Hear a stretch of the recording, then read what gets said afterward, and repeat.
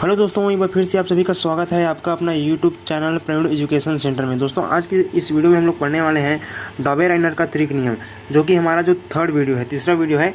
और आज की इस वीडियो में हम लोग पढ़ने वाले हैं डॉबेराइनर का त्रिक नियम, जानेंगे जो डॉबेराइनर नामक वैज्ञानिक है, उन्होंने अपना त्रिक नियम कैसे दिया था। ठीक है, यानी कि जो आवर्त सारणी उसको व्यवस्थित करने के लिए डॉबेराइनर ने अपना कुछ त्रिक नियम दिया था। ठीक है, अब देखेंगे ये कहाँ तक सही रहता है, ये सफल हो पाता है या नहीं, उसको देखते हैं। ठीक है, तो यहाँ पर लिखा है, चलो पढ़ते हैं। जर्मन वैज्ञानिक डॉबेराइनर ने परमाणु भार के आधार पर तत्वों का वर्गीकरण किया। ठीक है, ये जो जर्मन वैज्ञानिक है डॉबेराइनर, उन्होंने तत्वों को उसके परमाणु भार के आधार पर क्या किया, उसको वर्गीकरण किया।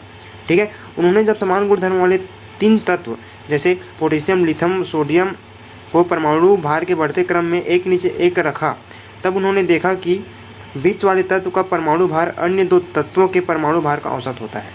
ठीक है, उन्होंने जब समान गुणधर्म वाले तत्व, ठीक, उन्होंने जब समान गुणधर्म वाले 3 तत्व जैसे बोला है पोटेशियम, लिथियम और सोडियम। ठीक है, समान गुणधर्म वाले तत्व से तात्पर्य है यानी कि जो आवर्त सारणी रहता है ना, उसके एक कॉलम में, ठीक, एक कॉलम में जितने भी उसका क्या रहते हैं, तत्व रहते हैं, सभी का गुण समान होता है। यानी कि जब उसका हम लोग इलेक्ट्रॉनिक विन्यास निकालते हैं तो सभी के अंतिम कोश में समान इलेक्ट्रॉन शेष बचता है। जैसे कि यहाँ पर लिथियम, सोडियम और पोटेशियम, ये तीनों तत्वों के अंतिम कोश में एक इलेक्ट्रॉन रहता है, इसलिए इसे समान गुणधर्म वाले तत्व कहते हैं।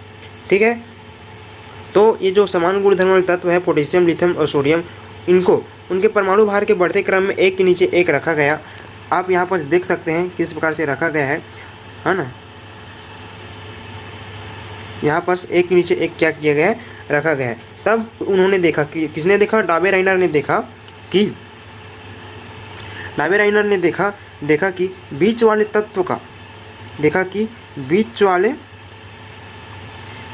तत्व का परमाणु भार अन्य 2 तत्व के परमाणु भार का औसत होता है। यानी कि यहाँ पर जो बीच वाला तत्व कौन है, यहाँ पर ये सोडियम है और अन्य 2 तत्व कौन कौन है, लिथियम और पोटेशियम, दोनों के क्या है, औसत होते हैं, उसके दोनों के परमाणु भार के औसत होते हैं बोला है। यानी कि यहाँ पर देखो लिथियम और पोटेशियम का जब हम लोग क्या निकालेंगे, औसत निकालेंगे, यानी कि हम लोग 6.9 + 39.1/2 ऐसे करेंगे, औसत निकालेंगे। तब इसका जो कितना मान आएगा, इसका मान आएगा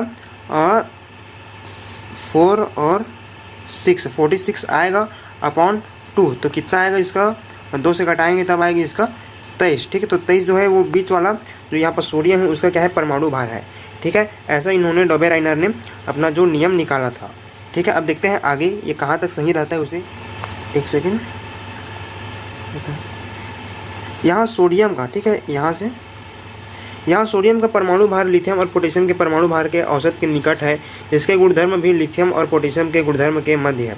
डॉबेराइनर ने तत्वों के परमाणु भार और उनके गुणधर्म के बीच इस संबंध को एक नियम के रूप में प्रतिपादित किया कि समान गुण वाले 3 तत्व को यदि उनके बढ़ते हुए परमाणु भार के क्रम में व्यवस्थित किया जाए तो समूह के बीच वाले तत्व का परमाणु भार तथा गुणधर्म शेष 2 तत्वों के परमाणु भारों का औसत तथा गुणधर्म उनके मध्य के होते हैं। डॉबेराइनर ने उस समय तक ज्ञात तत्वों में से केवल 3 त्रिक ही बना सके थे। ठीक है, डॉबेराइनर ने उस समय 3 ही त्रिक बनाए थे, जैसे कि ये पहला लिथियम, सोडियम और पोटेशियम वाला हुआ। ठीक है, मैंने करके दिखाया, जिसमें से ये लिथियम और पोटेशियम का मैंने औसत निकाला, तब ये बीच वाला का परमाणु भार का बराबर आया। इसी प्रकार 3 और क्या बनाए थे, त्रिक बनाए थे। ठीक है, हाँ, यहाँ पर आप देख सकते हो इसने जो 3 त्रिक दिया है, ये है जो डॉबेराइनर का त्रिक, यानी कि जो फर्स्ट वाला त्रिक और सेकेंड वाला और थर्ड वाला, इसको जब हम लोग जैसे कि हमने लिथियम, सोडियम और पोटेशियम के परमाणु भार का जब हमने इसमें लिथियम और पोटेशियम का औसत निकाले तब इसका मान आया ना। इसी प्रकार जब हम लोग ये स्केडियम और ये शायद बेरियम है, ठीक है, इसका हम लोग औसत निकालेंगे तब ये SR का परमाणु भार के बराबर आएगा। और क्लोरीन और आयोडीन का जब हम लोग परमाणु भार का औसत निकालेंगे तब ये ब्रोमीन यानी जो बीच वाला है उसके परमाणु भार के बराबर आ सकता है। ठीक है, इसको आप लोग चेक करके देख लेना। ठीक है, उसका परमाणु भार का औसत निकाल के अब देखते हैं आगे बोला क्या है। यह नियम कुछ ही तत्वों के लिए सही पाया गया, इसलिए त्रिक में वर्गीकृत करने की यह पद्धति सफल नहीं रही। ठीक है, यानी कि यहाँ पर कहा है यानी कुछ तत्व के लिए सही पाया गया, इसलिए त्रिक के वर्गीकृत करने की यह पद्धति सफल नहीं रही। जैसे कि कुछ ही तत्व, जैसे कि ये सब कुछ ही तत्व में ये जो इसका जो नियम है, इसका जो सिस्टम है वो काम कर पाया, बाकी अन्य तत्वों में काम नहीं कर पाया। ठीक है, आगे लिखा है, जैसे ही परमाणु भार के आधार पर तत्वों के गुणधर्मों की समानता का पता चला, वैसे ही कई तरह के तत्वों को व्यवस्थित करने के प्रयास किए जाने लगे। ऐसे ही एक प्रयास न्यूलैंड्स ने भी किए। ठीक है, यानी कि इसमें बोला है, जैसे ही परमाणु भार के आधार पर तत्वों के गुणधर्मों की समानता का पता चला, वैसे ही कई तरह के तत्वों को व्यवस्थित करने के प्रयास किए जाने लगे। यानी कि इसमें मतलब कि इसी विधि से और अन्य तत्वों को व्यवस्थित करने का प्रयास कर रहे थे, लेकिन उसमें सफल नहीं रहे। यानी कि इस प्रकार से जो डॉबेराइनर है उसका त्रिक नियम जो होता है वो असफल होता है। ठीक, यानी कि इम्पॉर्टेंट भी है, पूछ भी सकता है। ठीक है, इसको भी थोड़ा सा मतलब कि देखो, विज्ञान ऐसा सब्जेक्ट है जिसको हम लोग याद नहीं कर सकते, समझ सकते हैं। ठीक है, यानी कि मैं आपको ऐसा समझा रहा हूँ, यानी कि आप इसको इस तरह से समझ लो कि एग्जाम में किसी भी तरीके से पूछे आप इसको बना कर आ जाओ। ठीक है, अपने भाषा में लिख के आपको नंबर पूरा मिलेगा।